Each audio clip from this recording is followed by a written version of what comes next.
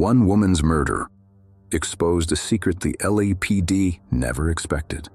In February 1986, a young couple, Sherri and John Rasmussen, were building a life together in a quiet Los Angeles suburb. Sherri was a respected nursing director, known for her intelligence and compassion.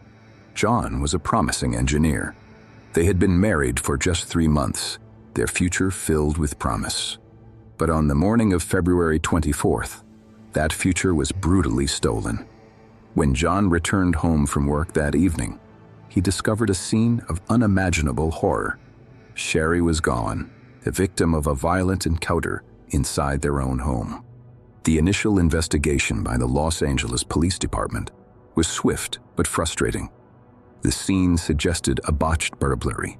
A struggle had clearly taken place, and valuables seemed to be missing. Detectives canvassed the neighborhood, interviewed John, and collected what evidence they could. The prevailing theory was that Sherri had tragically interrupted 2 burglars, who then turned on her. But one crucial detail didn't quite fit this narrative. Sherri had told her father just weeks before her death that she felt threatened by an ex-girlfriend of her husband, a police officer. This piece of information was noted, but in the chaos of a 1980s homicide investigation, it was ultimately set aside. The focus remained on the burglary theory, a path that would lead detectives down a dead end.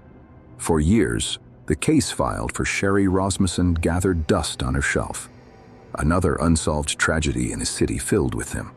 John Rasmussen was left to navigate a world shattered by grief, with no answers and no justice for the woman he loved. The system had failed them, and the truth remained buried, waiting. For over 2 decades, the memory of Sherri Rasmussen lingered in the cold case files of the LAPD. Her family never gave up hope, but as years turned into decades, the chances of solving her murder seemed to shrink with each passing day. The original investigators had moved on, retired, or been reassigned.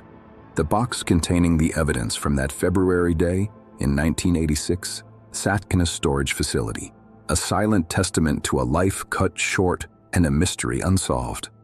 The world moved on. Technology, however, did not stand still. By the late 2000s, forensic science had made monumental leaps. DNA analysis, once a nascent and limited tool, had become a powerful weapon in the fight for justice, capable of unlocking secrets from evidence once thought to be useless. In 2009, a new generation of cold case detectives, armed with these new techniques, decided to revisit old, unsolved homicides. One of the files they pulled from the dusty shelves was Sherri Rasmussen's. The original investigators had collected a swab from a bite mark found on Sherri's arm during the autopsy. At the time, DNA testing was not sophisticated enough to yield a result from such a small sample. But now, things were different. The detectives sent the swab to the crime lab, hoping for a breakthrough. The results that came back were stunning. The DNA profile extracted from the bite mark did not belong to a man, as the burglary theory had always suggested. It belonged to a woman.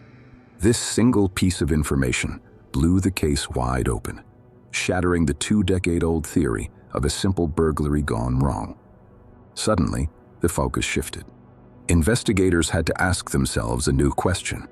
What woman had a motive to attack Sherri Rasmussen in her own home? The DNA profile was run through the national database of convicted offenders, but there was no match. The perpetrator wasn't a known criminal.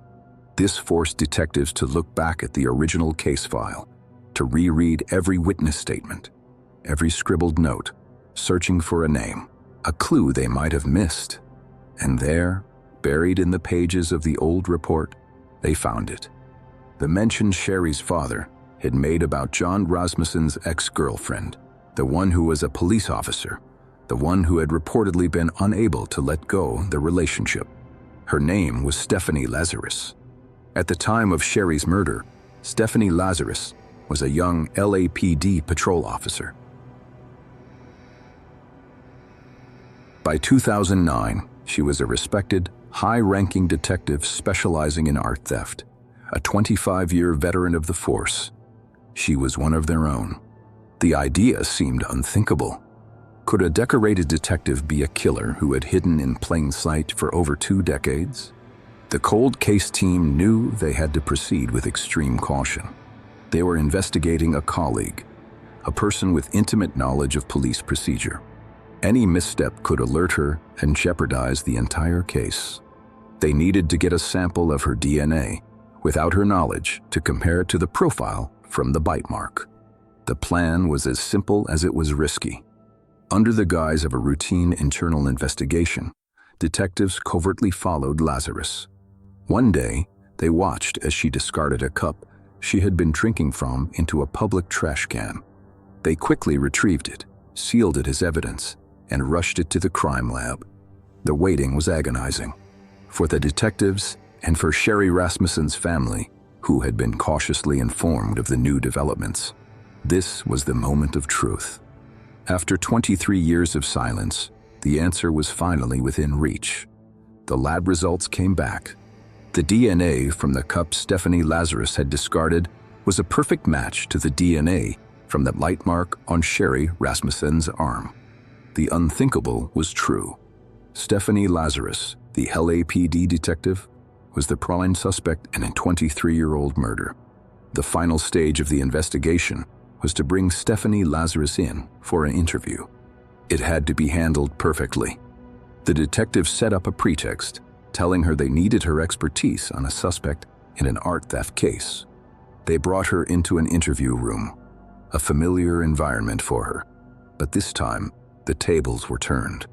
The interview began casually, with detectives asking about her work. But then, the questions slowly pivoted.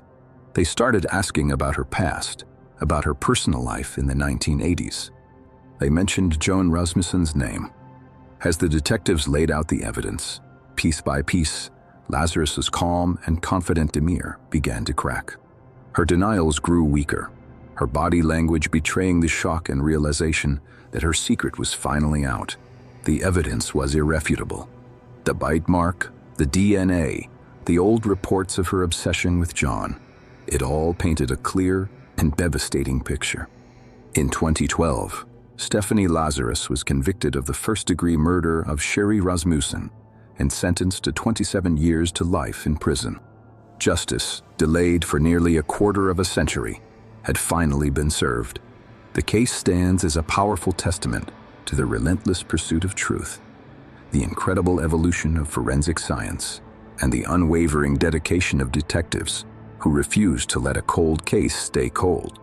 For Sherri Rasmussen's family, the verdict brought a painful closure, but her memory endures, a reminder of a vibrant life stolen too soon, and a chilling story of love, obsession, and a killer who hid behind a badge.